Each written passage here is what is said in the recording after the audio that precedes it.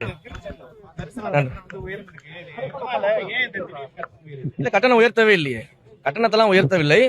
அங்க எந்த கட்டணத்தையும் உயர்த்தல. அங்க 20க்கும் மேற்பட்ட சேவைகள் இருக்கு. அந்த 20க்கும் மேற்பட்ட சேவைகள் அதே கட்டணத்துல நீடிக்குது. நிர்வாக ரீதியாக சில முறைகேடுகள் அங்க இருந்தது நமக்கு தெரிய வந்துச்சு. அதற்காக இப்படி ஒரு கட்டண உயர்வை ஏற்கனவே அதிகாரிகள் பரிசீலித்து வச்சு அதற்கான பொதுமக்களுடைய கருத்து கேட்பு, புரியுதுங்களா? பொதுமக்களிடையே கருத்து கேட்கக்கூடிய அந்த கருத்தை தான் கேட்டிருக்காங்களே தவிர்த்து விலையெல்லாம் உயர்த்தல. நிறைய இடங்கள்ல விலை உயர்த்தப்பட்டுச்சுன்ற தவறான தகவல் பரப்பப்பட்டிருக்குது. பொதுமக்கள்கிட்ட கருத்து தான் கேட்டிருக்காங்க. பொதுமக்கள் கருத்துல இந்த உயர்த்த வேண்டாம்னு சொன்னாங்கன்னா நாங்க உயர்த்த போறது கிடையாது. ஒரு செய்தி ஒன்று வந்திருக்கு பாருங்க. திருச்செந்தூர் கோவில்ல தரிசன கட்டணத்துக்கு எப்படி எல்லாம் வச்சிருக்காங்க பாருங்க. கருத்து கேட்கிற கபாதி பயல்களை கொடுமை கோவிலுக்கு போனா அங்க 2 கொடுமை அவுத்து போட்டு டிங்கு டிங்குன்னு ஆடுதுன்னு சொல்லுவாங்க. அந்த மாதிரி கதையா சங்கர ரத உலா திட்டமா?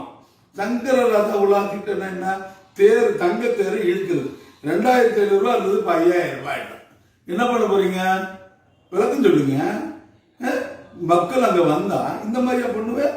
நிரந்தர வைப்பு நிதி 50,000 இருந்தது, இப்போ 1 லட்சமா மாத்திடுறாங்க. சண்முக அர்ச்சனைக்கு 5000 ரூபாய் இருந்தது, 30,000 ரூபாய். என்ன காரணம்? என்ன சொல்ல சொல்லுங்க. 5000 ரூபாய் இருந்த சண்முக அர்ச்சனைக்கு 30,000 ரூபாய் கேட்கிறேன். என்ன நியாயம் இருக்கு? தர்மம் இருக்கு? ஆன்மீக பக்தர்களை பார்த்தா உனக்கு என்ன தெரியுது? மூலவர் அபிஷேகத்துக்கு 1500 ரூபாவா, 10,000 ரூபாவா? எல்லாம் பகல் கொள்ளையா இருக்குது. அங்கங்க வீட்டை பூட்டிட்டு போனா பின்பக்கம் கதவை பூட்டி பீரவை திருடிட்டு போவானுங்க புள்ளிங்க. அந்த மாதிரி புள்ளிங்க திருடு மாதிரி நீ 1500 ரூபாய் இந்த மூலவர் அபிஷேகத்தை 10,000 ரூபாய் சொல்றீடா. இந்த கொடுமை எங்கடா போய் அடிச்சுக்கும்? இந்த சாப்பிடணும் உனக்கு எங்கடா போகும்? சாதாரண நாளுக்கு 500 ரூபாவா, இப்போ 2500 ரூபாவா? விழா நாட்கள் அபிஷேகத்துக்கு 2000 ரூபாவா, இப்ப 2500 ரூபாவா? என்ன கொடுமைனே தெரியலையே. அர்ச்சனை செய்வதற்கு 7 நாளுக்குள்ள ஆட்சேபனை இருந்தா தெரிவிக்கணும். நான் என்ன ஆட்சேபனை தான் தெரிவிக்கணும்? உனக்கே அறிவு இருக்க வேண்டாம்?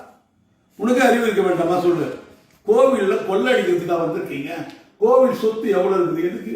தரிசனத்துக்கு, மக்களுக்காக செய்யறதுக்கு தான். பலாயிரம் கோவில் சொத்துகள், பலாயிரம் ஏக்கர்கள், பலாயிரம் பேர் இன்னைக்கு குத்தகை இருக்கா. இன்னைக்கு அமிர்தாஞ்சல் கம்பெனிக்கார கோவிலுக்கு பணம் தரல. அதை கேளு. எவனா கோவில் சொத்தை கொள்ளடிச்சு வச்சிருக்கணும், அவங்ககிட்ட நான் வாங்கி கோவிலுக்கு பண்ணேன். காசு கொடுத்து தரிசனம் செய்ய கடவுள் என்ன காட்சி போடுறா? இந்த பொருளாதார தீண்டாமை கோவிலுக்குள்ள கொண்டு வரது. ஒரு காலத்துல ஜாதி சொல்லி கோயிலுக்குள்ள வர வேண்டாம்னு சொன்னான். அதை ஒழிக்கிறதுக்கு இவ்வளவு பாடுபட்டோம். நம்ம இவ்வளவு பாடுபட்டு அதை ஒழிச்சோம். இப்ப என்ன நிலைமை? பொருளாதார தீண்டாமை. பணக்காரனா இருந்தா நீ முன்னாடி போய் சாமி பார்க்கலாம், பணம் இல்லைன்னா நீ தெருக்கோடியில போய் சாமி பார்க்க சொல்லியா? திருச்செந்தூர் முருகன் பக்தர்களே, அனைத்து பக்தர்களும் 7ஆம் தேதிக்குள்ள சென்னையில் இருக்கக்கூடிய அறநிலைத்துறை கமிஷனர் ஆபீஸுக்கு ஒரு கடிதம் போட்டு எதிர்ப்பு தெரிவிங்க. இது கூடாது. இந்த பொருளாதார தீண்டாமை கூடாது கூடாது கூடாது. இது மீறி நடந்தால் தமிழகம் முழுவதும் இந்து முன்னணி சார்பாக கட்டண தரிசனத்தை ரத்து செய்ய சொல்லி ஆர்ப்பாட்டம் பண்ணாது மாநிலம் முழுக்க நடைபெறும் என்று இந்த நேரத்தில் சொல்லுகிறேன். அனைத்து பக்தர்களும் இதற்கு எதிர்ப்பு தெரிவிக்க வேண்டும். நண்பர்களே.